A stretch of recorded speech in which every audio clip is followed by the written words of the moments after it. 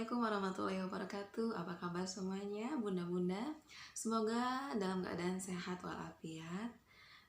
Ketemu lagi dengan saya, masih di channel Kado untuk Bunda.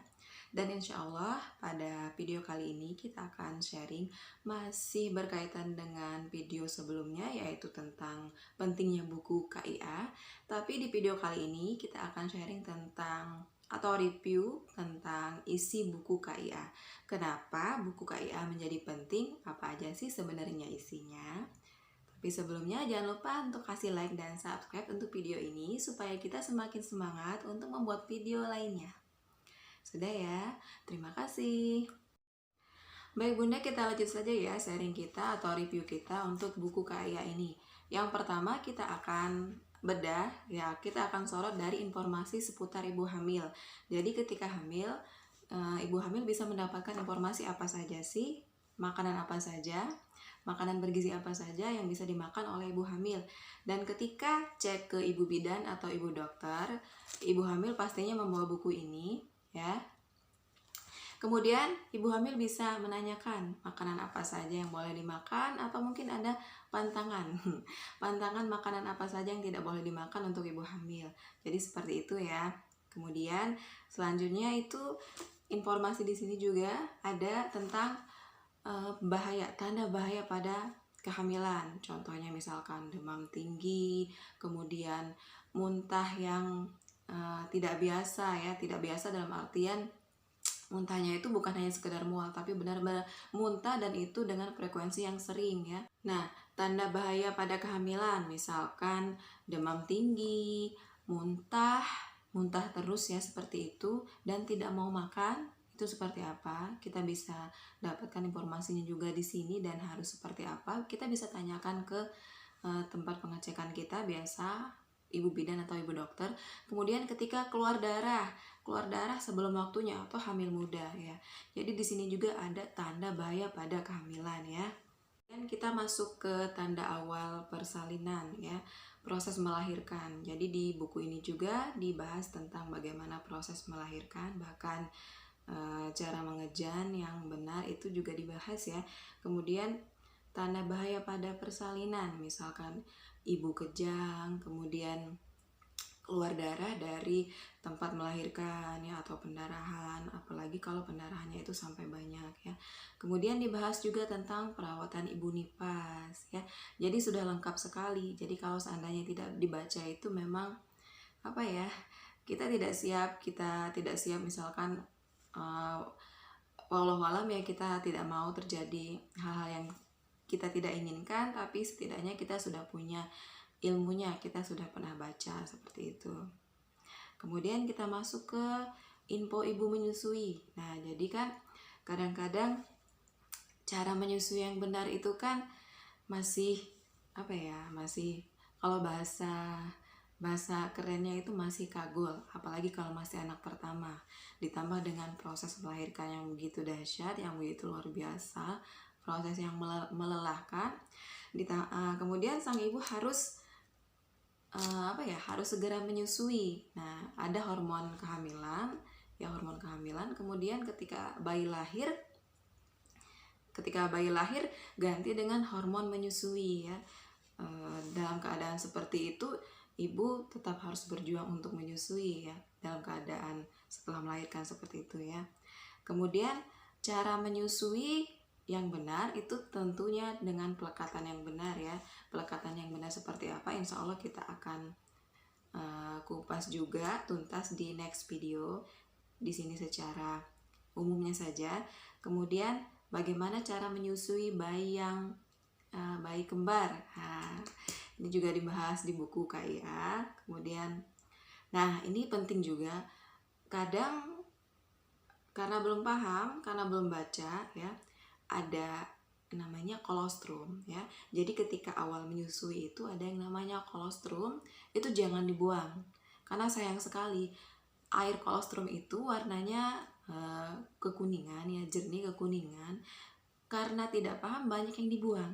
Padahal itu bagus banget untuk kekebalan bayi ya. Karena sudah baca, sudah paham, akhirnya kolostrum itu akhirnya sang bayi menerima haknya, yaitu meminum air kolostrum dari hisapan pertamanya ya, yang berwarna kuning ke kuning jernih ya, seperti itu.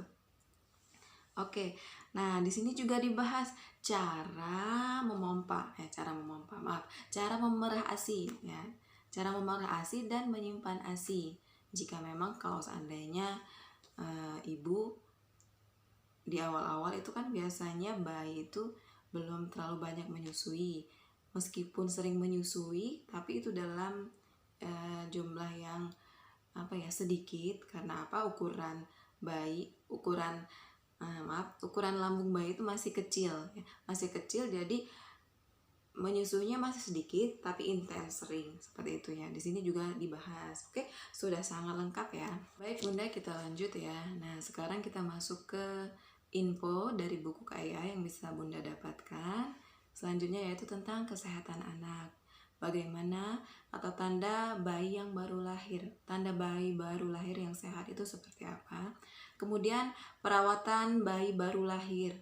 Jadi untuk ibu baru biasanya kan masih bagaimana seperti itu kan. Nah, dengan membaca atau karena kita sudah tahu infonya, kita sudah tidak terlalu tidak terlalu khawatir atau bingung seperti itu. Apalagi yang benar-benar merawat atau mengasuh bayinya itu sendiri, misalkan jauh dari orang tua, jauh dari mertua, benar-benar harus diupayakan sendiri ya. Kemudian perawatan tali pusar, bahkan tentang cara perawatan tali pusar di sini juga ada. Nah, terkadang kan harus diapakan ketika tali pusar ini kok sepertinya ada bengkak atau bernanah atau keluar darah sedikit. Nah, disitu kan kita sudah tidak terlalu was-was, tidak terlalu khawatir karena kita memang sudah belajar ya. Kemudian tanda bahaya pada bayi baru lahir juga ada di sini. Nah, kemudian kita masuk ke imunisasi. Imunisasi ini kan perjalanan dari usia 0 bulan sampai 2 tahun, sampai kemudian diteruskan ya, sampai diteruskan, maksudnya ketika usia 5 tahun itu juga ada imunisasi tambahan ya. Nah, kemudian tanda anak sehat itu seperti apa? Kemudian ada pola asuh, bahkan pola asuh untuk anak disabilitas ya atau disabilitas juga ada di sini. Oke, jadi sudah sangat lengkap ya. Kalau seandainya kita tidak baca, kemudian kita tidak baca buku KIA, maksudnya kemudian tidak mengambil info-info dari artikel, membaca info maksudnya, kemudian kita punya YouTube ya, tidak dimanfaatkan untuk hal-hal yang lebih bermanfaat. Itu bagaimana Bunda membersamai anak-anak ya, Bunda mengecek perkembangan anak seperti itu. Jadi Bunda itu memang harus lebih aware dalam hal-hal seperti ini ya. Kalau bukan Bunda ya siapa lagi ya. Kemudian pertolongan pertama atau apa yang harus dilakukan untuk awalan ketika bayi demam ya, juga di sini dibahas. Kemudian yang terakhir adalah tentang perkembangan anak ya. Perkembangan bayi dari usia 0 sampai 6 bulan. Ketika usia 0 sampai 3 bulan itu harus diberikan stimulus apa, harus dirangsang dengan apa untuk perkembangannya ya. Anak usia sekian, kemudian umur sekian, harus diajarkan seperti apa untuk stimulasinya, dan harus sudah bisa apa. Sebenarnya kata-kata harus itu tujuannya untuk menstimulasi, karena tahap demi tahap perkembangan itu ada ya. Kenapa kita harus menstimulasi dari usia dini? Karena untuk lebih baiknya, maksudnya untuk lebih baiknya di usia selanjutnya. Jadi ketika di usia dini sudah distimulasi, untuk perkembangan selanjutnya itu memang sudah ada keterikatan, ada keterkaitan seperti itu. Kemudian, nah ini juga ya untuk tadi yang tentang imunisasi, kan kadang kita nggak tahu, memang belum aware atau antara perkembangan anak. Jadi ketika anak usia seperti ini, berat badannya sekian, tinggi badannya sekian. Nah, Jadi di sini memang sudah sangat lengkap. Oke. Dan yang terakhir adalah sudah terakhir ya. Oke, untuk perkembangan anak. Nah, baik Bunda, itu saja dulu ya tentang review kita tentang buku KIA.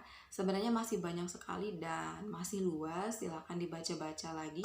Apalagi yang benar-benar Bunda masih membersamai anak, mengawasi tumbuh kembang anak. Ya insya Allah, selain dari buku KIA, kita untuk saat ini sangat banyak ya informasi yang bisa kita dapat, misalkan kita baca artikelnya atau dari YouTube seperti itu ya. Mudah-mudahan bermanfaat. Insya Allah tetap video ini walaupun sebentar itu masih insya Allah ada manfaatnya ya. Sekian dulu dari saya, dari channel Kado untuk Bunda. Saya ucapkan terima kasih. Assalamualaikum warahmatullahi wabarakatuh.